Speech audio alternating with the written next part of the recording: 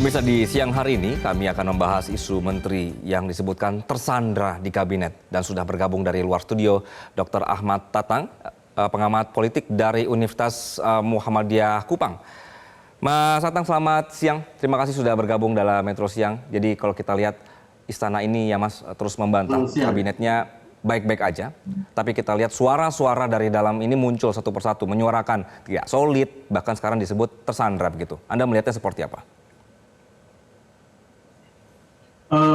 Yang pertama, ketika KPU secara resmi menetapkan pemilu, itu para menteri yang ada yang ketua partai, ada yang jadi caleg, bahkan ada yang jadi capres. Maka mereka kemudian konsentrasinya lebih ke urusan-urusan politik yang terkait dengan pemilu. Karena sekarang ini kan kita berada di tahun politik. Nah, dengan banyaknya menteri yang kemudian lebih berkonsentrasi untuk urusan politik, kemudian muncul semacam desakan publik bahwa biar dia tidak semacam kepentingan politik terabaikan, maka konsentrasi dia harus memilih konsentrasi ke politik atau menjadi menteri. Kemudian kita lihat bahwa ada menteri yang jadi caleg, ada menteri yang kemudian menjadi capres bahkan cawapres. Sehingga beberapa menteri termasuk yang paling terakhir adalah Menteri Polhukam mengundurkan diri, sementara menteri-menteri yang lain itu belum melakukan sikap yang sama. Nah, ini kemudian melahirkan semacam spekulasi publik bahwa menteri-menteri yang tidak bisa mengambil sikap sama dengan yang dilakukan oleh Menteri Polhukam karena mereka tersandra oleh kepentingan kekuasaan. Hal ini bisa juga kita lihat sebagai bagian dari sikap menteri, karena tidak ada larangan sebetulnya menteri yang maju sebagai capres, cawapres maupun sebagai caleg itu tidak harus mundur. Tetapi pilihan mundur itu juga satu hal yang bisa menjadi dilakukan oleh Mas Tatang. Tapi sampai hari ini hanya baru satu yang melakukan. Baik, Mas Tatang, Anda melihat bahwa memang sudah gerah ini kabinetnya, sudah tidak solid? Sebetulnya bukan solid dan tidak solid, tapi intensitas mereka untuk mengurus negara itu kan mulai bergeser ke urusan politik, sehingga dinamika di kabinet itu kemudian mulai berkurang untuk membahas persoalan-persoalan publik, karena memang konsentrasi sebagian besar menteri itu urusan politik, sehingga kekurang hadir mereka itu bisa saja digambar, tidak bisa kemudian kita menyimpulkan bahwa mereka tidak solid, tapi kerja-kerja politik itu yang menyebabkan intensitas pertemuan di istana kemudian menjadi berkurang. Bacaan saya seperti itu.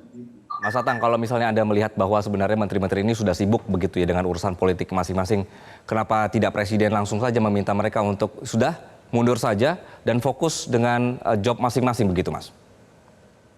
Ya, itu sebetulnya kita harapkan bahwa Presiden punya sikap terhadap menteri-menterinya sendiri.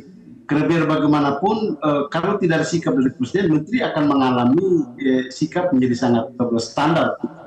Dia mau melaksanakan fungsi dia sebagai menteri atau melaksanakan hak-hak dia sebagai seorang politisi. Maka ini kita memang membutuhkan ketegasan Presiden untuk melihat kenapa menteri-menterinya itu kemudian lebih sibuk di urusan-urusan politik ketimbang membantu dia dalam urusan-urusan kepentingan pemerintahan. Baik. Jadi sikap Jokowi saya kira penting untuk mempertegas posisi menteri kabinet yang dipimpin.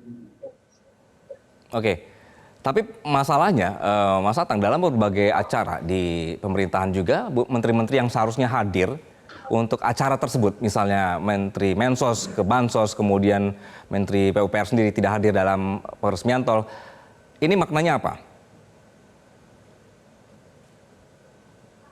Iya, setidak-tidaknya setiap menteri kan punya agenda kerja tersendiri, dan agenda kerja itu kadang-kadang mungkin bisa dihindarkan. Ketika ada kebutuhan yang kemudian menteri hadir di istana pada saat yang sama mereka ada di luar Jawa atau di tugas-tugas lainnya, membuat dia secara fisik tidak bisa hadir.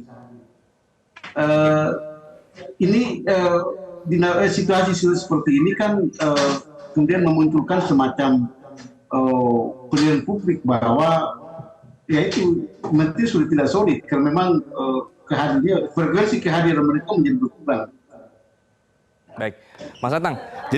Jadi begini, sekarang posisinya Presiden ini memang sengaja memaksa dalam tanda kutip ya kabinet ini terlihat baik-baik saja dengan pernyataan dan juga sikap yang menyebut bahwa menteri tetap bekerja, atau sebenarnya memang ini caranya saja supaya tidak terlihat atau juga pencitraannya tetap oke begitu, tetap kompak begitu. Kenapa tidak dilepas saja begitu, mengingat seperti duri dalam daging jadinya, menteri juga tidak bisa kerja dengan baik, presidennya juga ada acara khusus politik, menterinya juga ada agenda lain begitu. Ya, saya kira inilah cara Jokowi untuk untuk membuat publik percaya bahwa menterinya solid. Tidak. Oke. Karena itu memang satu akan terjadi pembiaran karena memang ada menteri-menteri yang bagian dari tim pemenangan capres tertentu begitu. Karena itu Jokowi saya kira memberi ruang bagi menteri untuk lebih ke politik ketimbang urusan-urusan pemerintahan. Sehingga di mata publik Presiden selalu mengatakan kabinetnya baik, menterinya bekerja, gitu ya. Tetapi fakta di lapangan kita tahu bahwa bagaimana kesibukan para menteri mengurus politik hari ini. Ya. Jadi apa yang disampaikan oleh Presiden Jokowi terkait dengan situasi kabinet hari ini, itu kan kita hanya lihat dari panggung depannya saja, tapi kita tidak tahu panggung belakang seperti apa. Jadi ada semacam teori dramaturgi di sini. Kita lihat apa yang tampilan panggung depan seolah-olah semuanya berjalan baik-baik saja, tapi sesungguhnya itu sedang terjadi semacam tarik-menarik kepentingan justru di dalam tubuh kabinet itu sendiri. Baik, Mas Atang, kemarin Presiden sempat bilang dia tidak akan berkampanye, begitu, memastikan. Apa pengaruhnya ke kabinet dan juga kinerja pemerintahan, Mas? Saya kira memang ini untuk menjawab publik selama ini bahwa memang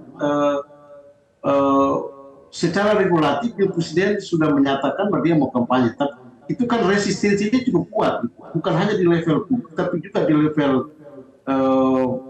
institusi pendidikan, banyak pemerhati pemilu, pemerhati demokrasi yang juga menentang sikap Presiden yang mau berkampanye. Nah, ketika destinasi publik itu, Jokowi kemudian menyadari bahwa langkah dia untuk kampanye itu sebetulnya bukan langkah yang baik. Maka ketika dia menyatakan tidak kampanye, menurut saya dia telah memberikan sebuah keteladanan bahwa sebagai presiden dia mesti berdiri dan semua kekuatan politik ada tanpa berpihak pada satu kekuatan politik. Baik, kalau begitu kita akan melihat dan menanti apakah benar memang terlihat baik-baik saja atau ada masalah di belakangnya begitu ya. Terima kasih Dr. Ahmad Atang, pengamat politik dari Universitas Muhammadiyah Kupang. Jelajahi cara baru mendapatkan informasi. Download Metro TV Extend sekarang.